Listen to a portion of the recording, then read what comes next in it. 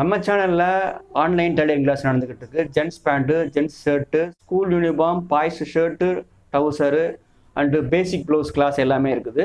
மிக குறைந்த கட்டணத்திலே கற்றுக்கலாம். டிஸ்கிரிப்ஷனில் ஃபோன் நம்பர் போகிறேன், தேவைப்படுறவங்க கான்டாக்ட் பண்ணுங்கள், டீட்டெயில் சொல்கிறேன்.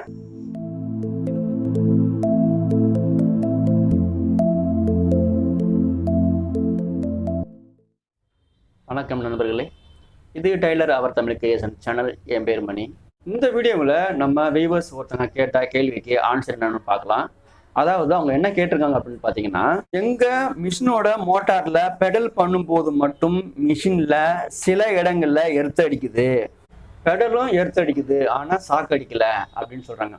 பொதுவாக நம்ம யூஸ் பண்ணுற மிஷின் ஆக்சிலேட்டரில் ஒயர் லீக்கேஜ் இருந்தனாக்கா யூஸ் பண்ணக்கூடாது.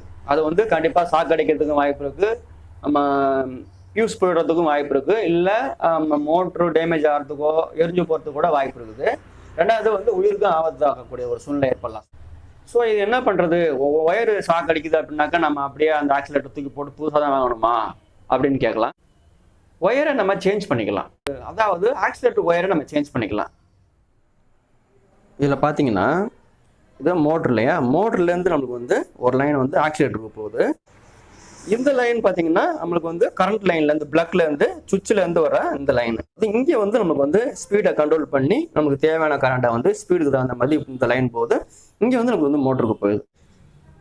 இந்த லைனில் ப்ராப்ளம் இருந்ததுனாக்கா நம்மளுக்கு ஏதாவது ப்ராப்ளம்னாக்கா இது நம்ம பண்ணக்கூடாது. இது நம்ம எலக்ட்ரிஷியனில் கொடுத்து தான் சரி பண்ணிக்கணும். இந்த ஒயர் என்னன்னு பார்த்தீங்கன்னாக்கா இது நமக்கு மெயின் கரண்ட்லேருந்து ஆக்சிலேட்டருக்கு வர லைன். இந்த ஒயர் டேமேஜ் ஆகிருந்தாக்கா நம்மளே மாற்றிக்க முடியும். ஒயர் வாங்கி நம்மளே ஒரு பிளக் பாயிண்ட் மட்டும் எக்ஸ்ட்ரா வாங்கி அந்த 3 ஒயரையும் கனெக்ஷன் கொடுத்து நம்ம பண்ணிக்க முடியும். இது நமக்கு தெரிஞ்சாதான் பண்ணணும்.